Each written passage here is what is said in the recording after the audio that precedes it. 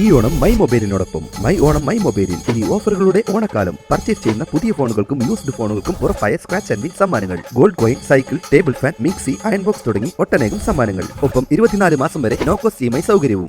ഭക്ഷണം പാർസൽ വാങ്ങാനെത്തിയ യുവാക്കളുടെ ആക്രമണത്തിൽ ഹോട്ടൽ ഉടമയടക്കം 3 പേർക്ക് പരിക്കേറ്റ സംഭവത്തിൽ പ്രതികൾ പിടിയിൽ. മീനടത്തൂർ സ്വദേശി പേരോത്ത് അജയ് കൃഷ്ണൻ, മൂച്ചിക്കൽ സ്വദേശി മേനോത്തിൽ ഹരികൃഷ്ണ എന്നിവരെയാണ് പോലീസ് അറസ്റ്റ് ചെയ്തത്. തിങ്കളാഴ്ച രാത്രി 9:30യോടെയാണ് തിരൂർ മൂച്ചിക്കലിൽ പ്രവർത്തിക്കുന്ന ഫ്രഞ്ച് ഫ്രൈസ് എന്ന സ്ഥാപനത്തിൽ ആക്രമണമുണ്ടായിരുന്നത്.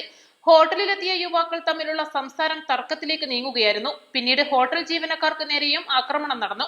ആക്രമണത്തിൽ ഹോട്ടൽ ഉടമ താനൂർ കാട്ടിലങ്ങാടി സ്വദേശി മൊല്ലക്കാനകത്ത് അസീസ്, ജീവനക്കാരനായ പുത്തൻതെരു സ്വദേശി മമ്മിക്കാനകത്ത് ജാഫർ എന്നിവർക്കും ഭക്ഷണം കഴിക്കാനെത്തിയ ഒരു യുവാവിനുമാണ് പരിക്കേറ്റിരുന്നത്.